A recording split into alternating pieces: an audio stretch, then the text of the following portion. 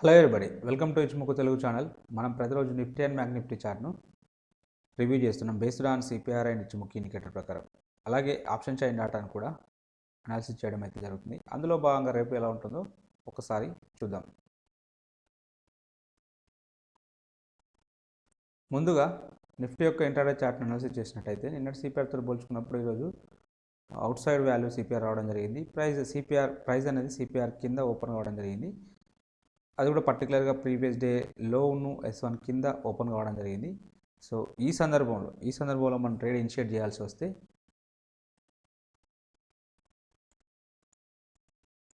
So ఎప్పుడైతే S2 breakout అవుతుందో అప్పుడు మాత్రమే ట్రేడ్ ఇనిషియేట్ చేస్తాం. ఇది ఎంట్రీ పాయింట్ అవుతుంది. సో దీనికి పైన ఇది స్టాప్ లాస్ అవుతుంది. సో దీనికి 1:2 టైమ్స్ ఇక్కడ బుక్ చేసుకోవడం బెటర్ ఆప్షన్ అవుతుంది. సో మనం ఇంతవరకు వెయిట్ చేయాల్సిన అవసరం లేదు, ఎందుకంటే ఇక్కడ S1 అంటే S2 అండ్ S3 మధ్యలో డిస్టెన్స్ చాలా హెవీగా ఉన్నది కాబట్టి ఈ సందర్భంలో 50% అంటే ఇలా ఎక్కువగా ఉన్నప్పుడు టార్గెట్స్ అనేటివి ఇక్కడ వరకు రావు. సో ఆ సందర్భంలో మనం పర్టికులర్గా సో ఈ రెండు డిస్టెన్స్ల మధ్యలో బుక్ చేసుకోవడం అనేది బెటర్ ఆప్షన్ అవుతుంది. లేదంటే 1:2 ఏది ముందైతే అది బుక్ చేసుకోవడం అనేది ఇంకా కరెక్ట్ అవుతుంది. సో ఈ సందర్భంలో ఇక్కడ 1:2 అనేది తొందరగానే అచీవ్ కావడం జరిగింది. సో ఇక్కడ బుక్ చేసుకున్నట్టయితే సో మనం ప్రాఫిట్లో ఉంటాం. లేదా లాస్ట్ వరకు ఉంటే మాత్రం డెఫినెట్గా మనకు స్టాప్ లాస్ బుక్ చేసుకోవడానికి అవకాశం అయితే ఉంటుంది. పర్టికులర్గా ఇలాంటి కేసు వచ్చినప్పుడు మాత్రం డెఫినెట్గా మీరైతే అంటే ఈ డిస్టెన్స్ అనేది ఈ S2కు S3కి డిస్టెన్స్ అనేది హెవీగా ఉన్న సందర్భంలో మనం 50% ఆ రెండింటి మధ్యలో 50% తీసుకొని 50% దగ్గర మన టార్గెట్ అనేది పెట్టుకున్నట్టయితే ఈజీగా అచీవ్ కావడానికి అయితే అవకాశం అయితే ఉంటుంది. ఇక్కడ చూడండి, సో ప్రైస్ అనేది ఇక్కడ వరకు వెళ్ళడం జరిగింది. సో ఇంత ర్యాలీ రావడం జరిగింది. సో మళ్ళీ డౌన్ సైడ్ రావడానికి పాసిబిలిటీ ఉంటుంది. జనరల్గా మనం ఇక్కడ అంటే సిపిఆర్ దగ్గర రివర్సల్ అవుతుంది అనుకుంటాము. అది సిపిఆర్ కంటే ముందే ప్రీవియస్ డే లో నుంచే రివర్సల్ అయితే కావడం జరిగింది. సో ఇలా సిపిఆర్ దాకా వెళ్ళాల్సిన అవసరం లేదు. ప్రీవియస్ డే లో దగ్గర లేదంటే ప్రీవియస్ డే హై దగ్గర పైవట్ పాయింట్ దగ్గర నుంచి కూడా రివర్సల్ కావడానికి పాసిబిలిటీ ఉంటుంది. సో అలా తీసుకున్నట్టయితే మనకు కన్ఫర్మేషన్ క్యాండిల్ అనేది ఇక్కడ లభించడం జరిగింది విత్ విక్ రివర్సల్. సో మన యొక్క ఎంట్రీ పాయింట్ ఇది అవుతుంది, స్టాప్ లాస్ అనేది దీనిపైన ఉంటుంది. సో మినిమం 1:1 అయితే ఈజీగా అచీవ్ కావడం జరిగింది. మనం వెయిట్ చేస్తే మోర్ దెన్ 1:5 టైమ్స్ కూడా అచీవ్ కావడం అయితే జరిగింది. ఇక మొన్న మనం ఒక స్ట్రాటజీ డిస్కషన్ చేసినాం, ఇన్వర్టెడ్ హ్యామర్. సో దాని ప్రకారం ఈ strategy secrets of inverted hammer candle price action strategy discussion చేయడం జరిగింది. సో దాని ప్రకారం ఇక్కడ ఈ స్ట్రాటజీ వర్కౌట్ అయితే కావడం జరిగింది. చూడండి, ప్రైస్ అనేది సో ఈ లెవెల్కు రీచ్ కావడం జరిగింది. ఈ లెవెల్కు రీచ్ అయినప్పుడు సో ఇది ఇన్వర్టెడ్ హ్యామర్ అండ్ దాని ఫాలో అప్ క్యాండిల్ అనేది దీని లో కింద క్లోజ్ అయింది. సో కాబట్టి మనం ఇక్కడ ట్రేడ్ ఇనిషియేట్ చేయవచ్చు. మన స్టాప్ లాస్ దీనికి అంటే ఈ క్యాండిల్కు కొంచెం పైన ఉంటుంది. మళ్ళీ పర్టికులర్గా ఇక్కడ ఇది ఒక లొకేషన్ దగ్గర రావడం జరిగింది. ఇలా లొకేషన్స్ దగ్గర ఇలాంటి క్యాండిల్స్ వస్తే డెఫినెట్గా అవి ఇంకా హై ప్రాబబిలిటీగా వర్క్ కావడానికి అయితే అవకాశం అయితే ఉంటుంది. సో ఇక్కడ ఇది ఎంట్రీ అవుతుంది, ఇది స్టాప్ లాస్ అవుతుంది. దీనికి మనం డిస్కషన్ చేసిన స్ట్రాటజీ ప్రకారం ఓన్లీ మినిమం 1:1. సో మనం వెయిట్ చేసినట్టయితే ఇంకా మోర్ దెన్ 1:2 టైమ్స్ కూడా అచీవ్ కావడం అయితే జరిగింది. సో సేమ్ ఆపర్చునిటీ చూడండి, మళ్ళీ ఇక్కడ కూడా సో ఒక ఇన్వర్టెడ్ హ్యామర్ రావడం జరిగింది. ఇన్వర్టెడ్ అంటే ఇదేమో బులిష్ క్యాండిల్, ఇదేమో బెరిష్ క్యాండిల్ రావడం జరిగింది. బట్ దాని ఫాలో అప్ ఏమో ఇది మళ్ళీ అని చెప్పాము, బెరిష్ క్యాండిల్ వస్తే సో మనం షార్ట్ సైడ్ వెళ్ళొచ్చు. సో ఇంత రిస్క్ ఉన్నది. సో అంత రిస్క్కు మినిమం 1:1 అయితే అచీవ్ కావడం అయితే జరిగింది. మనం డిస్కషన్ చేసింది కూడా 1:1. సో కాబట్టి ఈ ప్రైజ్ యాక్షన్కి సంబంధించిన ఈ స్ట్రాటజీని ఎవరైనా చూడకపోతే ఇక్కడ వెళ్ళి చూడండి. సో మన ప్లేలిస్ట్లో ఉంటుంది. సో డెఫినెట్గా యూస్ఫుల్ అవుతుంది. క్రాస్ ఆల్ టైం ఫ్రేమ్లో వర్కౌట్ అవుతుంది. కాబట్టి ఇలాంటి సెటప్స్ వచ్చినప్పుడు మనం మినిమం 1:1 టార్గెట్ కోసం అయితే ట్రేడ్ అయితే ఇనిషియేట్ చేయవచ్చు.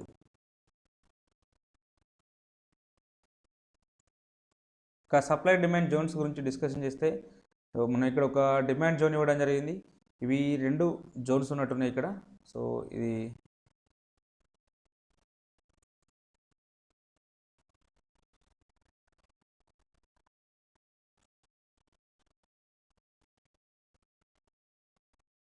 Seventeenth August zone. ఇది 17th ఆగస్టు రోజు జోన్ అనేది ఈ రోజున వర్కౌట్ అయితే కావడం అయితే జరిగింది. సో ప్రైస్ అనేది ఈ లెవెల్కి వచ్చినప్పుడు విత్ కన్ఫర్మేషన్ క్యాండిల్ తోటి మనం ట్రేడ్ అయితే ఇనిషియేట్ చేస్తాం.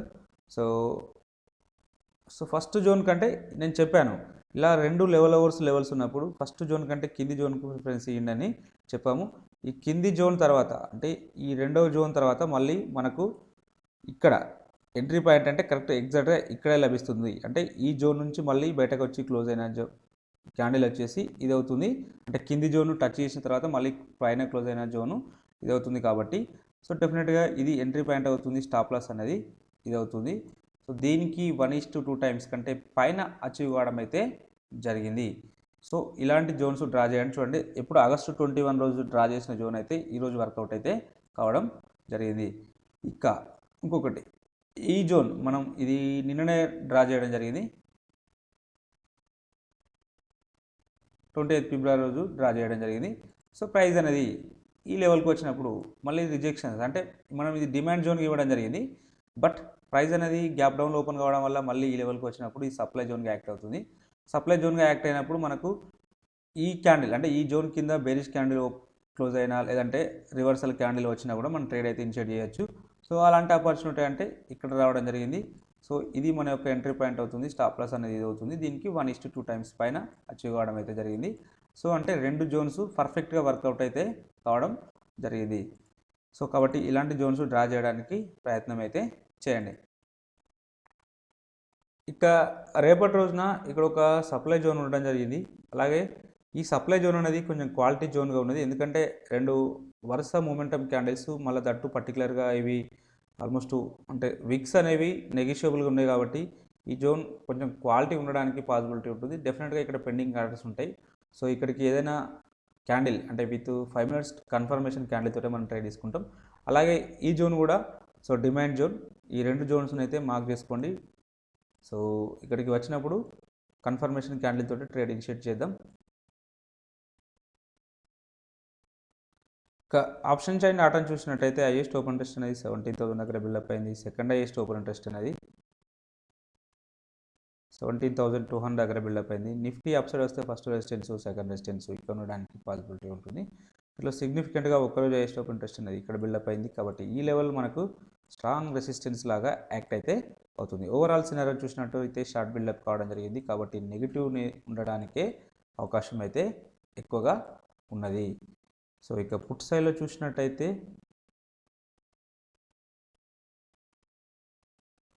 పుట్ సైడ్లో హైయెస్ట్ ఓపెన్ ఇంట్రెస్ట్ అనేది 16,000 దగ్గర బిల్డప్ అయింది. సెకండ్ హైయెస్ట్ ఓపెన్ ఇంట్రెస్ట్ అనేది ఇక్కడ బిల్డప్ అయింది 15,500 దగ్గర బిల్డప్ అయింది. సో నిఫ్టీ డౌన్ సైడ్ వస్తే ఫస్ట్ సపోర్టు సెకండ్ సపోర్ట్ ఇక్కడ ఉండడానికి పాసిబిలిటీ ఉన్నది. వీటిలో సిగ్నిఫికెంట్గా ఒకరోజు హైయెస్ట్ ఓపెన్ ఇంట్రెస్ట్ అనేది ఇక్కడ బిల్డప్ అయింది. సో కాబట్టి ఈ లెవెల్ 15,500 అనే లెవెల్ మనకు స్ట్రాంగ్ సపోర్ట్ లాగా యాక్ట్ కావడానికి అయితే పాసిబిలిటీ ఉంటుంది. అలాగే ఓవరాల్ సినారియో చూసినట్టయితే లాంగ్ బిల్డప్ కావడం జరిగింది. లాంగ్ బిల్డప్ అయింది కాబట్టి సో నెగిటివ్ ఉండడానికే అవకాశం అయితే ఎక్కువగా ఉంటుంది. సో వీళ్ళు నెగిటివ్ అంటున్నారు, వీళ్ళు నెగిటివ్ అంటున్నారు.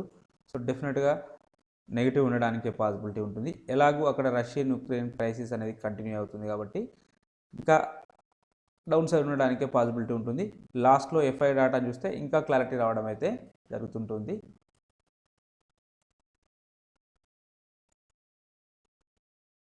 ఇంకా ఇచ్చిముక్కి ఇండికేటర్ ప్రకారం మాట్లాడినట్టయితే సో మనం నిన్న డిస్కషన్ చేయడం జరిగింది.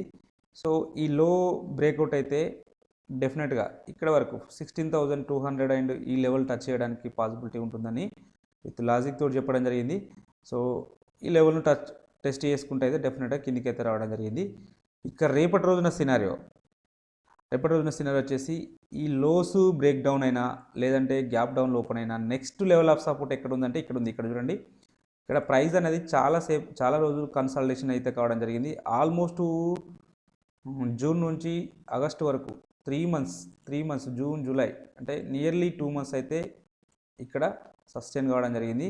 సో కాబట్టి ఇది మనకు స్ట్రాంగ్ సపోర్ట్గా యాక్ట్ కావడానికి పాసిబిలిటీ ఉంటుంది. సో కాబట్టి డెఫినెట్గా ఈ లెవెల్ను ఈ క్రైసిస్ ఉన్న రోజులలో డెఫినెట్గా ఈ లెవెల్ని అయితే టచ్ చేస్తుంది. సో ఈ జోన్ వచ్చేసి 15,960 నుంచి 900 నుంచి 950 దగ్గర ఉండడం అయితే జరిగింది. సో కాబట్టి ఈ లెవెల్కు ప్రైస్ అనేది వచ్చినప్పుడు కన్ఫర్మేషన్ క్యాండిల్ తోటి ట్రేడ్ తీసుకుందాం. ఇన్ వరెస్ట్ కేసులలో ఈ క్రైసిస్ అనేది ఇంకా ఇంక్రీజ్ అయిందనుకోండి డెఫినెట్గా ఈ లెవెల్ కూడా బ్రేక్ కావడానికి అయితే పాసిబిలిటీ ఉంటుంది. బట్ ఇక్కడ కొన్ని రోజులు హాల్ట్ కావడానికి అవకాశం అయితే ఉంటుంది. సో కాబట్టి మనం ఇక్కడ కొంచెం కాషియస్గా ఉంటే బెటర్. సో అంటే ఎక్కువ సందర్భాలు ఎక్కడి నుంచి రివర్స్ కావడానికి పాసిబిలిటీ ఉంటుంది. ఇన్ కేస్ ఈ క్రైసిస్ అనేది ఇంకా తీవ్రమైందనుకోండి, సో డెఫినెట్గా ఈ లెవెల్స్ కూడా బ్రేక్అవుట్ అవుతుంది. ఈ లెవెల్ బ్రేక్అవుట్ అయితే సో నెక్స్ట్ లెవెల్ ఎక్కడ దాకా వెళ్ళడానికి ఛాన్సెస్ ఉంటుందంటే 15,400 నుంచి 420 దాకా వెళ్ళడానికి అయితే అవకాశం అయితే ఉంటుంది. ఇన్ కేస్ ఈ లెవెల్ బ్రేక్అవుట్ అయితే నెక్స్ట్ ఇక్కడ వరకు రావడానికి ఛాన్స్ అయితే ఉంటుంది.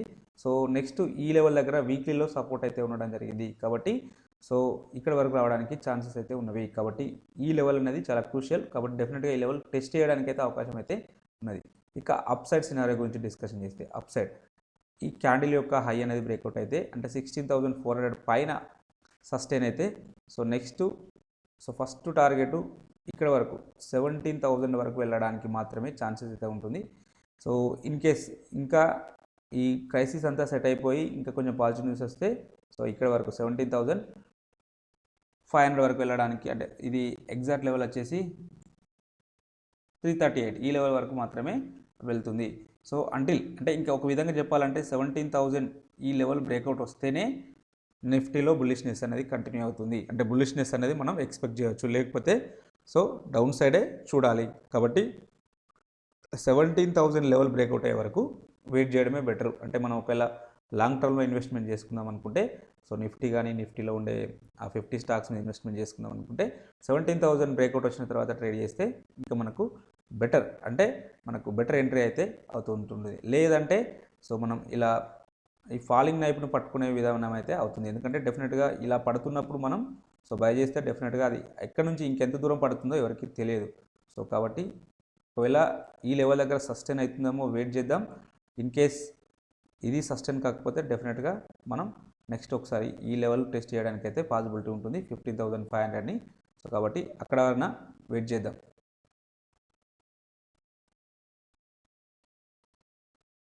ఇంకా అవర్లీలో చూసినప్పుడు అవర్లీలో కూడా same as usual future Cuomo బెరిష్లో ఉంది కాబట్టి డెఫినెట్గా బెరిష్నెస్ ఉండడానికి పాసిబిలిటీ ఉంటుంది. సో ఈ లెవెల్ బ్రేక్అవుట్ అయితే ఇందాక చెప్పుకున్న 15,900 అని ఈ నెక్స్ట్ ఈ లెవెల్ టెస్ట్ చేయడానికి పాసిబిలిటీ ఉంటుంది.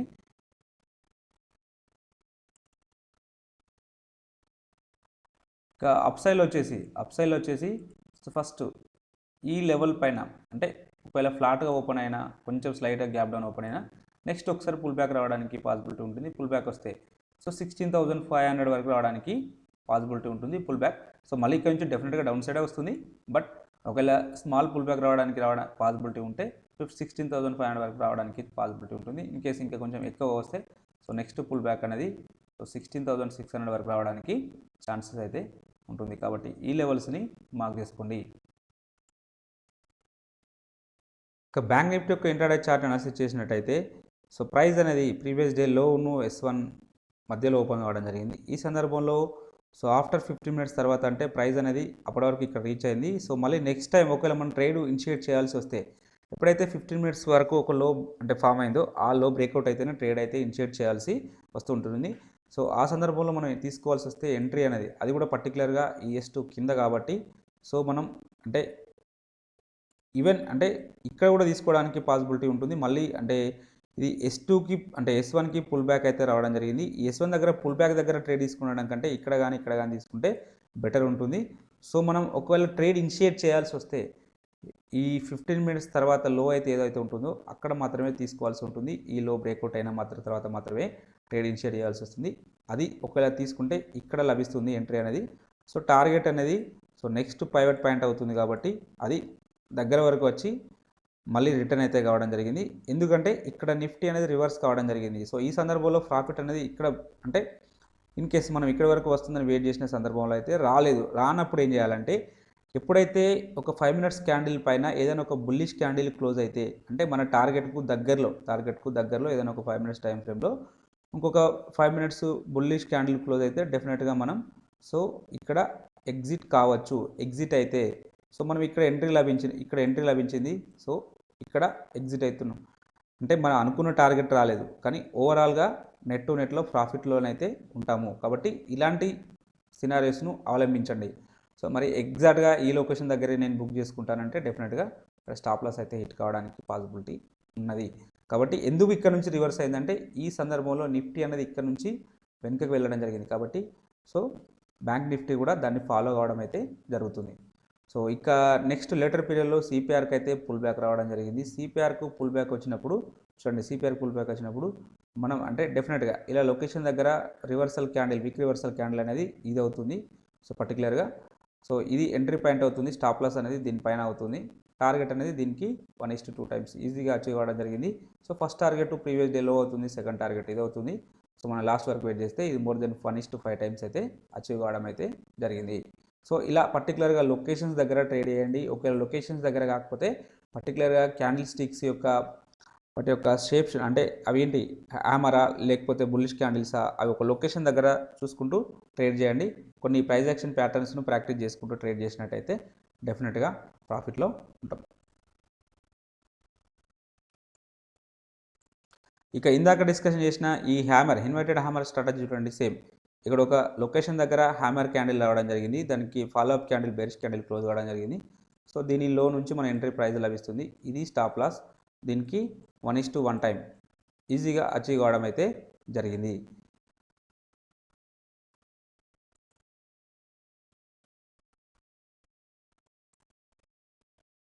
సప్లై డిమాండ్ జోన్స్ గురించి డిస్కషన్ చేస్తే ఇక్కడ ఒక మనం జోన్ ఇవ్వడం జరిగింది. సో ఈ జోన్ అనేది నాకు తెలిసి ఇది కూడా చాలా రోజుల కింద ఉంటుంది, సేమ్ అప్పటి జోనే. సో కాబట్టి ఈ జోన్కు ప్రైస్ అయితే రీచ్ కావడం జరిగింది. ఫస్ట్ ఈ జోన్ నుంచి బ్రేక్ చేసుకుంటూ డౌన్ సైడ్ రావడం జరిగింది, మళ్ళీ అప్ సైడ్ వెళ్ళడం జరిగింది. కాబట్టి అంటే ఒకసారి కాబట్టి కన్సిడర్ చేయవచ్చు. మళ్ళీ ఈ జోన్ కింద బ్రేక్అవుట్ వచ్చింది కాబట్టి సో ఎంట్రీ పాయింట్ అనేది ఇదవుతుంది, స్టాప్ లాస్ అనేది ఇదవుతుంది. స్టాప్ లాస్ అనేది ఎంట్రీ పాయింట్ ఇదవుతుంది, స్టాప్ లాస్ అనేది ఇదవుతుంది. సో మినిమం 1:2 టైమ్స్ టార్గెట్ అయితే అచీవ్ కావడం అయితే జరిగింది. సో ఇది ఒక జోన్. ఈ జోన్ దగ్గరికి ప్రైస్ వచ్చినప్పుడు చూడండి, confirmation candle. So entry point, stop loss, target more than 1:10 times పైన అచీవ్ కావడం అయితే జరిగింది. సో మనం 2 లాట్లతో ట్రేడ్ చేసినట్టయితే ఒక లాట్ బుక్ చేసుకొని ఇంకొక లాట్ని లాస్ట్ వరకు వెయిట్ చేయవచ్చు. లేదంటే విత్ కన్ఫర్మేషన్ ఇలాంటి ఇలా మనం ఆపోజిట్ రివర్సల్ క్యాండిల్స్ వచ్చినప్పుడు సో అక్కడ వరకు వెయిట్ చేయవచ్చు. అంటే మన స్టాప్ లాస్ను ట్రైలింగ్ చేసుకుంటూ వెళ్తే సో మ్యాక్సిమం ప్రాఫిట్స్ మనం అచీవ్ చేయడానికి అయితే పాసిబిలిటీ ఉంటుంది.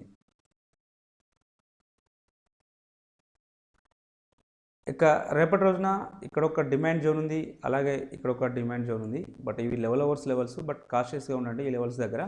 సో బట్ ఇవి క్వాలిటీ జోన్ ఉన్నది, ఎందుకంటే వరుస మూమెంటమ్ క్యాండిల్స్ మధ్యలో ఓన్లీ సింగిల్ బేస్ లైన్ మాత్రమే ఉన్నది. కాబట్టి సో ఈ జోన్ కంటే ఈ జోనే క్వాలిటీగా కనబడుతుంది. కాబట్టి సో ఈ జోన్ కన్సిడర్ చేయండి. ఇక ఇక్కడ వచ్చేసి ఇది కూడా చాలా మంచి క్వాలిటీ జోను, మంచి మూమెంటమ్ క్యాండిల్స్ మధ్యలో ఇక్కడ ఒక బేస్ క్యాండిల్ రావడం జరిగింది. ఒకవేళ ప్రైస్ అనేది ఇన్ బిట్వీన్లో ఓపెన్ అయితే డెఫినెట్గా ఈ లెవెల్కు రావడానికి అయితే అవకాశం అయితే ఉంటుంది. సో ఈ లెవెల్కి వచ్చినప్పుడు విత్ కన్ఫర్మేషన్ క్యాండిల్ తోటి ట్రేడ్ అయితే ఇనిషియేట్ చేద్దాం. సో అంటే ఒక్కొక్కసారి ఇక్కడ వరకు కూడా రావడానికి పాసిబిలిటీ ఉంటుంది. కాబట్టి అంటే ప్రైస్ అనేది ఇక్కడ నుంచి రివర్స్ అయింది కాబట్టి ఇది సిగ్నిఫికెంట్ హైగా మనం కన్సిడర్ చేయవచ్చు. కాబట్టి సో దీన్ని కూడా మార్క్ చేసుకోండి. అంటే డ్రా చేస్తాను 1 సెకండ్.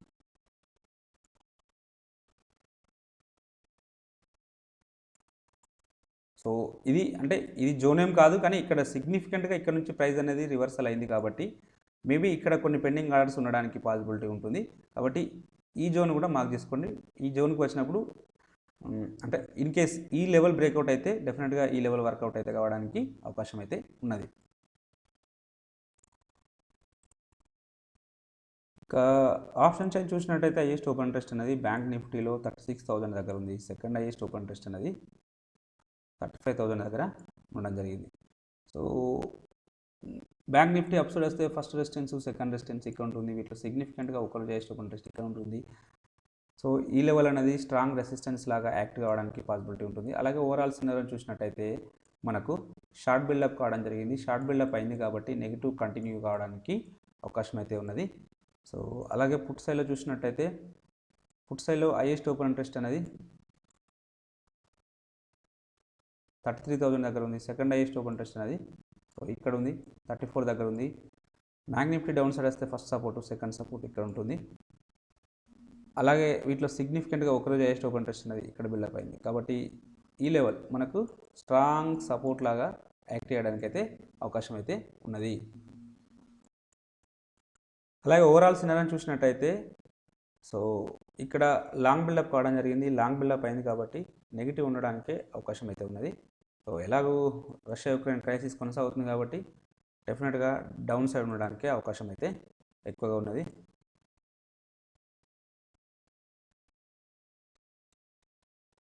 ఇచ్చిముఖి ఇండికేటర్ ప్రకారం చూసినట్టయితే ప్రైస్ అనేది ఫ్యూచర్ కుమో జస్ట్ బేరిష్ కుమోగా మారడం జరిగింది. ప్రైస్ అనేది క్లౌడ్ కింద ట్రేడ్ అవుతుంది కాబట్టి సో డెఫినెట్గా నెగిటివ్ ఉండడానికి అవకాశం అయితే ఉన్నది. సో ఇక నెక్స్ట్ సపోర్ట్ వచ్చేసి మొన్న డిస్కషన్ చేయడం జరిగింది. ఇన్ కేస్ ఈ లోస్ బ్రేక్అవుట్ అయితే సో డెఫినెట్గా ఈ లెవెల్ వరకు రావడానికి ఛాన్సెస్ ఉందని చెప్పాము. ఎగ్జాక్ట్గా అంటే ఇంకొంచెం కిందికి వెళ్ళి లాస్ట్కు అక్కడే క్లోజ్ అవ్వడం అయితే జరిగింది. ఇక నెక్స్ట్ సినారీ వచ్చేసి ఈ లోస్ అంటే రేపటి రోజున ఈ లో అంటే ఈ 34,000 లెవెల్ అనేది బ్రేక్ చేసుకుంటూ డౌన్ సైడ్ వచ్చింది అనుకోండి.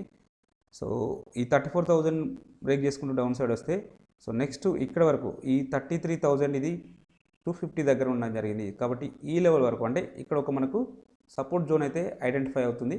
సో ఇక్కడ వరకు రావడానికి ఛాన్స్ అయితే ఉంటుంది. నెక్స్ట్ లెవెల్ అంటే ఇది బ్రేక్ చేసుకుంటూ 34 బ్రేక్ చేసుకుంటూ వస్తే సో నెక్స్ట్ డెఫినెట్గా ఈ 33,250 వరకు రావడానికి అయితే ఛాన్సెస్ అయితే ఉన్నవి. ఇన్ కేస్ అది కూడా బ్రేక్అవుట్ వస్తే మాత్రం డెఫినెట్గా 31,000 వరకు మనం బ్యాంక్ నిఫ్టీని అయితే ఎక్స్పెక్ట్ చేయవచ్చు. కాబట్టి ఈ లెవెల్స్ను మార్క్ చేసుకోండి. సో బ్యాంక్ నిఫ్టీలో డైలీ ఒక 15,000 1500 నుంచి 2,000 వోలటాలిటీ ఉంటుంది కాబట్టి సో డెఫినెట్గా ఈ లెవెల్స్ అచీవ్ అంటే టెస్ట్ చేయడం అనేది పెద్ద కష్టమైన పని ఏం కాదు.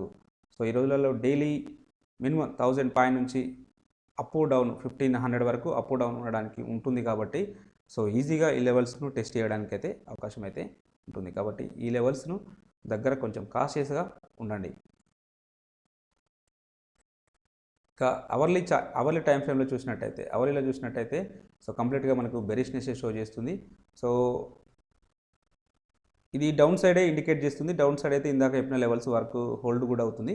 సో ఇన్ కేస్ ఒకవేళ గ్యాప్ అప్లో ఓపెన్ అయ్యి ఈ లెవెల్స్ పైన అంటే ఈ క్యాండిల్ యొక్క హై పైన సస్టైన్ అయినా ఈ 35,000 పైన సస్టైన్ అయితే సో మనం ఒక స్మాల్ పుల్ బ్యాక్ అయితే ఎక్స్పెక్ట్ చేయొచ్చు. ఆ పుల్ బ్యాక్ ఎక్కడ వరకు ఉండడానికి పాసిబిలిటీ ఉంటుందంటే ఫస్ట్ పుల్ బ్యాక్ ఇక్కడ వరకు ఉండడానికి ఛాన్స్ అయితే ఉంటుంది. సెకండ్ వచ్చేసి ఇక్కడ వరకు ఉంటుంది. సో ఎగ్జాక్ట్ లెవెల్స్ వచ్చేసి ఈ లెవెల్స్ వచ్చేసి ఒకటేమో 35,700, ఇంకొకటి 36,252 అంటే ఇక్కడ 35,000 36,252 అండ్ ఇక్కడ 35,700 వరకు రావడానికి అయితే ఛాన్స్ ఉన్నవి. సో అప్ సైడ్లో ఇంతకంటే ఎక్కువగా మేబీ రాకపోవచ్చు. ఇన్ కేస్ హెవీ గ్యాప్ అప్లో ఓపెన్ అయితే ఈ 35,000 పైన ఓపెన్ అయితే డెఫినెట్గా ఇక్కడ కుమ్మును బ్రేక్ చేసుకుంటూ అప్ సైడ్ వెళ్ళడానికి పాసిబిలిటీ ఉంటుంది. బట్ ఈ నెగిటివ్ న్యూస్లో అలా జరగకపోవడానికి ఛాన్సెస్ అయితే ఎక్కువగా ఉన్నవి. ఇంకా ఎఫ్ఐ డాటాను చూస్తే సో 7,631 క్రోర్స్ని వాళ్ళు సేల్ చేయడం జరిగింది. ఇది చాలా పెద్ద నెంబరు. అంటే వీళ్ళు డైలీ సెల్ చేస్తున్నారు. అంతకుముందు మనం 1,500 1,000 క్రోర్స్ని సెల్ చేస్తేనే చాలా బిగ్ నెంబర్గా మనం భావించేవాళ్ళం. బట్ ఇప్పుడు ఈ సినారియోని చూస్తేనైతే ఇంకా ఎక్కువగా హెవీగా సెల్ చేయడం అయితే జరుగుతున్నది. సో కాబట్టి మన వ్యూ సెలాన్ ర్యాలీగా ఉంటేనే సో మనం ఇంట్రాడే చేస్తున్నట్టయితే సెలాన్ ర్యాలీగా చూస్తూ అంటే ఆ ఆపర్చునిటీస్ వచ్చినప్పుడు ట్రేడ్ చేసినట్టయితే మ్యాక్సిమం ప్రాఫిట్స్ రావడానికి పాసిబిలిటీ ఉంటుంది. ఇక మన వాళ్ళు బై చేస్తూనే ఉన్నారు. బట్ ఇది ఎలా వెళ్తుందో చూడాలి. సో వీళ్ళు సెల్ చేస్తున్నారు, మన వాళ్ళు బై చేస్తున్నారు. బట్ మన వాళ్ళు వాళ్ళ కాంపిటీషన్ అంటే వాళ్ళంతా ఈక్వల్గా అయితే బై చేయట్లేదు. కాబట్టి డెఫినెట్గా డౌన్ సైడే ఉండడానికి అవకాశం అయితే ఉంటుంది.